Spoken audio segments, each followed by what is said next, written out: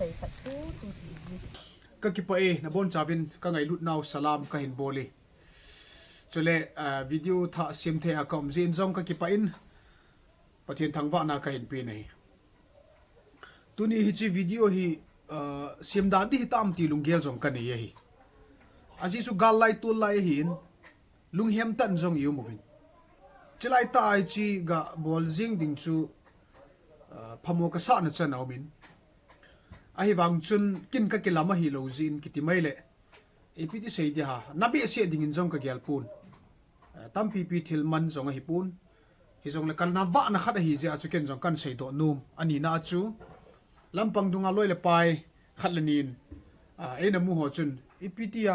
hoilanga kila hiya epiti hi ati ho neu khat a het nom di ham a het no ma jong a ume e chun video hi ki sim le ti chu kan gyal hin nei phat mo pi hi unlang kala dan ho jong kan sei ding hin a chei na chan velovin comment na bol jivin adi pui chu ipiti kala ham gari hi ipiti dola hum kelab ham ti ho atu sim jong kan sei ding hi zen kan ver sa ma sanga chu phamoi na sa pi lo dinga ka hin tip nei ve lei yo hin jong leng Krista kani lấy xít hít sim dòng lên Krista kani da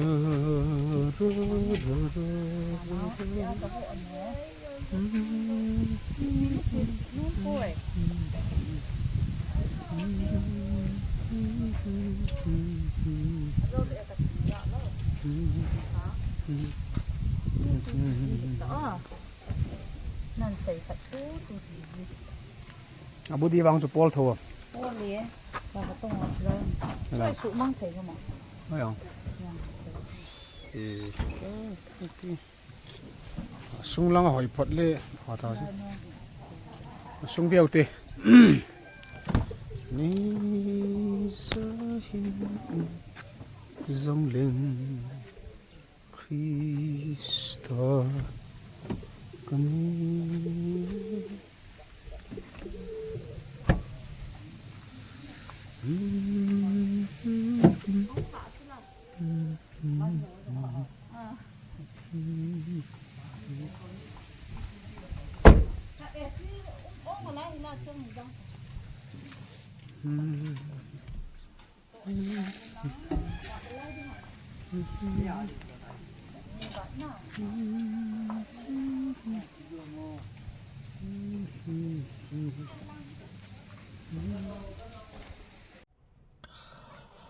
alto Alexa hin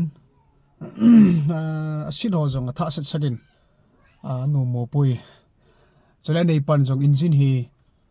hoi sel na lai hi atin an sein workshop hon jong ki hong nai lo hi ati ve ati 2009 model hin alto Alexa ya sei dinga chu chapang tho na lai hin anu me ken jong ni khat ni ka sin hi tan anum the kala do lo chui ti hin ko ham ji cha kara punum lo ding punum si oi ken chun ka punum lo hi lo oi ke yong chu pathin thwa ka kal sun ting chule activa chi sanga chu kal khata chi ding yong chu ka tha num lo hi lo oi ai wanga chu pathin pha sa lo ti khat chon pathin lem chang hi nai lo le pathin pha in sa pi lo lai a hi tia chu kana gela lu mong sela e chi activa chu kana to hi ama wang kana gan the ti chu ne heve chapang mi li laya pada tui bongchan ken kana tha hin vian bahara yong ki pizo pun gan thei te ni ti chun kana tha win apu pa hi neu khata ta saum jebin e chuna pu pa na pu vai le activa chu chapang mili chu ti u hetan ken ka pu te ngai jin hi ti chun gan thei tan kan ki pu ve pathian thu ajong na het bongwin thagui na ki hin ti chu daipati sui thagui konji keng thagui hon isa ji ti ongu mai cho pum pum gan thei tam ta tho in gari newa kum phasa pi ne ki kal sungi no ne sau bungin ya chun kanau pain ken ka gela hi unu to hin ki hotu hidam ti yong hi kan ka gin mo na hoi ta sun ka dong pun ka tol pha ni pi ki tol pha le patin pha sa ki tol ta chu metin akia ka yong chu ka hol pui ka gel dan chu ka ti ki hotu han hin te ka ti pa chena kin kana gela chu kimi koma Kajinu koma ka sei chu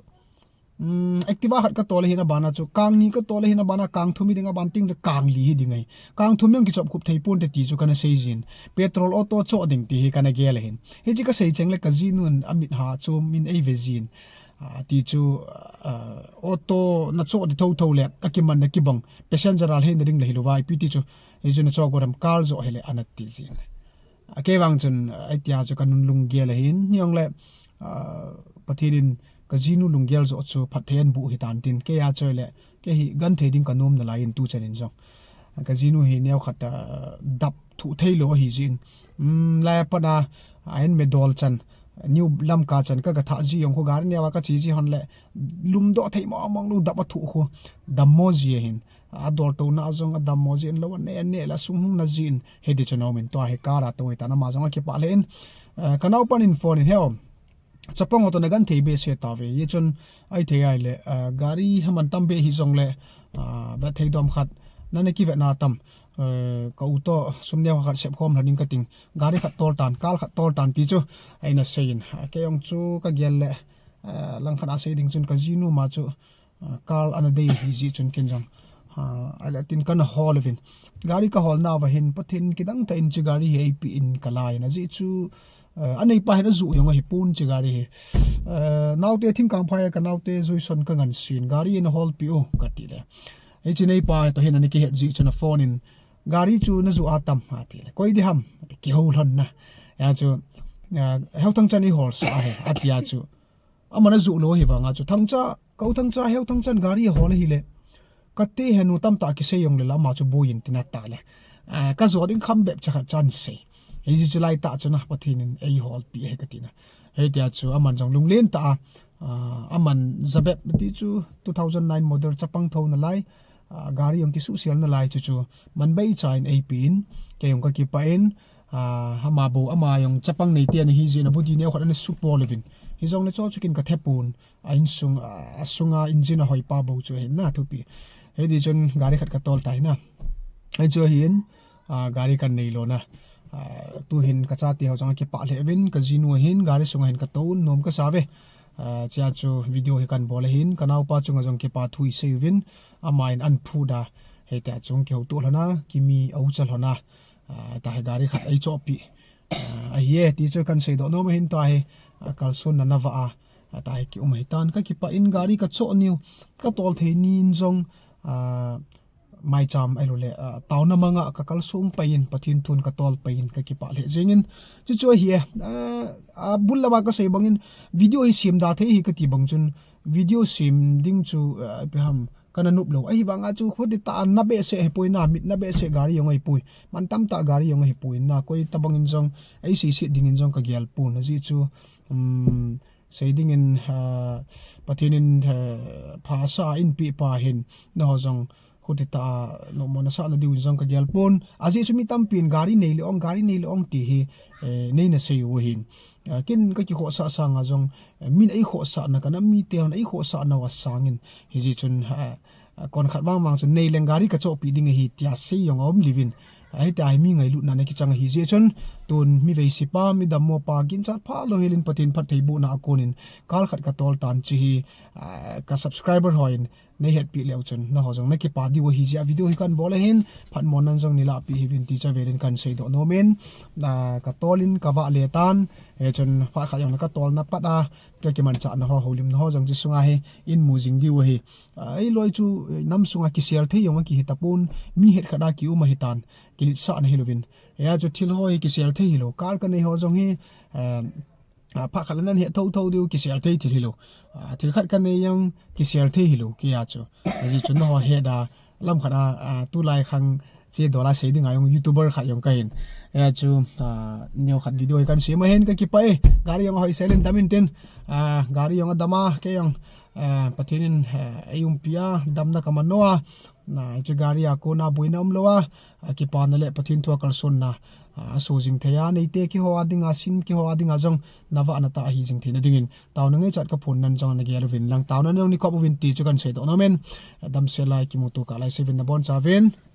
sun tin chi bai zan tin mang pha